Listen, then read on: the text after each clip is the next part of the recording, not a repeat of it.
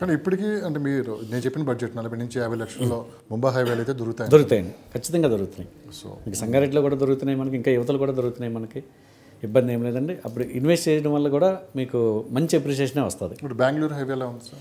Bengaluru ever green అండి ఎప్పుడు కూడా, ఎందుకంటే ఒకేసారి మనకి రేంజ్లోకి వెళ్ళిపోలేదు. మనకి ఔటర్ రింగ్ రోడ్డు ఉంది, ఔటర్ రింగ్ రోడ్డు పరిస్థితుల్లో ఒక 40,000 30,000లో మనకి దొరుకుతుంది.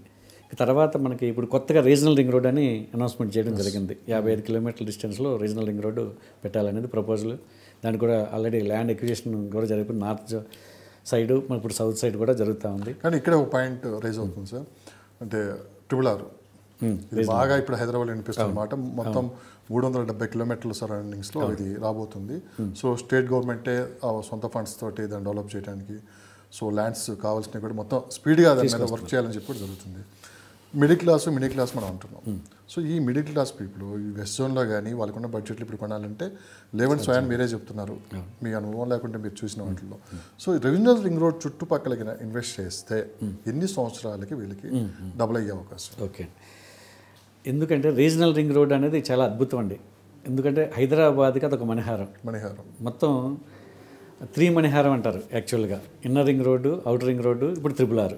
ఈ 3 హైదరాబాద్ని విశ్వనగరం చేస్తాయండి ఖచ్చితంగా. ఏషియాలోనే బిగ్గెస్ట్ సిటీగా మారబోతుంది.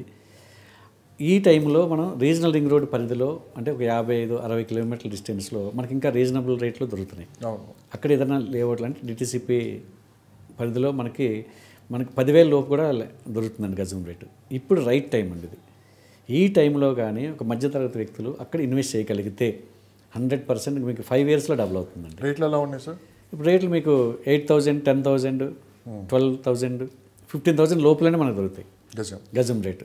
ఆ విధంగా మనం ఇక్కడ జెన్యూన్ ల్యాండ్స్ చుట్టూ లొకేషన్స్, బెస్ట్ లొకేషన్స్ ఇన్వెస్ట్ చేయడానికి లొకేషన్స్ కూడా బాగుంటాయి సార్. ఎందుకంటే రీజనల్ రింగ్ రోడ్ అనేది ఎప్పుడైతే అనౌన్స్మెంట్ చేశారో అక్కడ కూడా ల్యాండ్ కాస్ట్ పెరిగిపోతుంది. 1,50 లక్షల దాకా వెళ్ళిపోయింది ఇప్పుడు ఆల్రెడీ ఎకరం రేటు. ఎందుకంటే ఒక్క రీజనల్ రింగ్ రోడ్నే వదిలేయట్లేదు. ఎందుకంటే ట్రాన్స్పోర్టేషన్ ఎప్పుడైతే ఉందో డెవలప్మెంట్ స్టార్ట్ అవుతుంది. ఇప్పుడు సెంట్రల్ గవర్నమెంట్ కూడా ప్రపోజల్ మన కిషన్ రెడ్డి గారు మీరు చెప్పడం జరిగింది. ఒక 100 మీటర్లు కానీ నాకు రీజనల్ రింగ్ రోడ్ని ఆనుకొని ఇస్తే ఎంఎంటీఎస్ని నేను చుట్టూరు రన్ చేస్తానని చెప్పి. ఓకే, ఎప్పుడైతే మనకు ట్రాన్స్పోర్టేషన్ ఈజీ అయిపోతుందో ఎక్కడన్నా కూడా మనం ట్రాన్స్పోర్టేషన్ ఈజీగా ఉన్నప్పుడు నేను మియాపూర్ ఆఫీస్ నుంచి ఉప్పులు వెళ్ళాలని కార్లో వెళ్తే గంట టైం పడుతుందండి. అదే నేను అవుటర్ ఎక్కడికో దూరంగా వెళ్ళి ఒక 50 కిలోమీటర్ల డిస్టెన్స్లోకి వెళ్ళి కూడా నేను అక్కడ ఉంటే అక్కడ నాకు ట్రాన్స్పోర్టేషన్ ఉందనుకోండి, మెట్రో కానీ ఎంఎంటీఎస్ కానీ ఉందనుకోండి, నేను 40 నిమిషాల్లో నేను సిటీలోకి వచ్చేయగలుగుతాను. అంటే అంచేత అది కూడా ట్రాన్స్పోర్టేషన్ చాలా ఇంపార్టెంట్ అండి. సో ఇన్వెస్ట్ చేసే వాళ్ళు చాలామంది ఒక కన్ఫ్యూజ్ వాతావరణంలో ఉంటారు. ఇప్పుడు ఒక ప్లాట్ కొనుక్కోవాలా, ఓపెన్ ప్లాట్ తీసుకోవాలని చెప్పి ఒక కన్ఫ్యూజ్ వాతావరణం ఉంటుంది.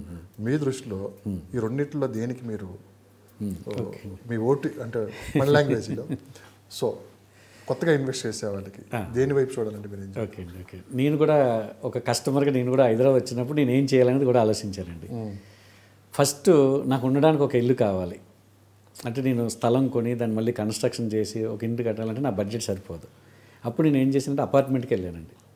కూకట్పల్లిలోనే ఈరోజు కూడా దాండే అపార్ట్మెంట్లో ఉంటున్నాను నేను. నాకు ఒక రీజనబుల్ రేట్లో అప్పుడు దొరకడం జరిగింది. నేను 2005లో వచ్చినప్పుడు 4.5 లక్షలే అనుకున్నాను. తర్వాత ఒక 2 ఇయర్స్లోనే విపరీతం రేటు పెరిగింది. 24 లక్షలు పెట్టి నేను డబుల్ బెడ్రూమ్ ప్లాట్ కొనుక్కున్నాను. ఓకే, 2 సంవత్సరాల్లోనే అంత వ్యాస్ట్ ఇది వచ్చిందనమాట ఆ టైంలో. అక్కడి నుంచే రియల్ ఎస్టేట్ అనేది స్టార్ట్ అయింది బాగా. రాజశేఖర్ గారి టైంలో ఒక పీక్ స్టేజ్కి వెళ్ళిందండి. 2008 to 9, 10 వరకు కూడా జరగడం జరిగింది. మళ్ళీ కొంచెం డౌన్ఫాల్ అనేది స్టార్ట్ అయింది. కానీ రేట్లు ఏమి ఎక్కడ తగ్గలేదు. మనకి స్తబ్దుగా ఉంటుంది కొద్ది కాలాల పాటు తప్ప ఎక్కడ రేట్లు తగ్గదు. మీరు హైదరాబాద్లో అడుగుపెట్టింది కరెక్ట్ టైం అండి. అందుకని మేము సక్సెస్ అవ్వగలిగాం. ఆ టైంలో వచ్చిన వాళ్ళు అందరూ కూడా ఈరోజు మంచి కంపెనీల్లో మెయింటైన్ చేస్తున్నారు, మంచి ఉన్నతమైన స్టేజ్కి వెళ్ళారండి. కొన్ని 100 మందికి లైఫ్ ఇస్తున్నారు. ఎందుకంటే కంపెనీలన్నీ కూడా నిలబడాలని కోరుకుంటాను నేను. కానీ పొరపాట్లు మాత్రం చేయకూడదు. డబ్బులు వచ్చిన తర్వాత మనం మళ్ళీ సినిమా రంగంలోకనో రాజకీయాల్లోకనో వెళ్ళి, ఎందుకంటే అసలు వృత్తిని మనం ఎప్పుడు కూడా మర్చిపోకూడదు. సో పాయింట్లోకి వచ్చేద్దాం. సో మరి ఇల్లు కొనుక్కోవటం, ఓపెన్ ప్లాట్ తీసుకోవటం? ఓకే అండి. ఫస్ట్ అయితే మీకు అమౌంట్ ఉంది, నేను ఒక రెంట్లు కట్టుకోలేని పరిస్థితిలో ఉన్నాను అనుకుంటే ప్లాట్కి వెళ్ళమని చెప్తాను నేను. ఫస్ట్ ఇన్వెస్ట్మెంట్ అండి. ఫస్ట్ ఇన్వెస్ట్మెంట్ ఒక అపార్ట్మెంట్ కొనుక్కోండి.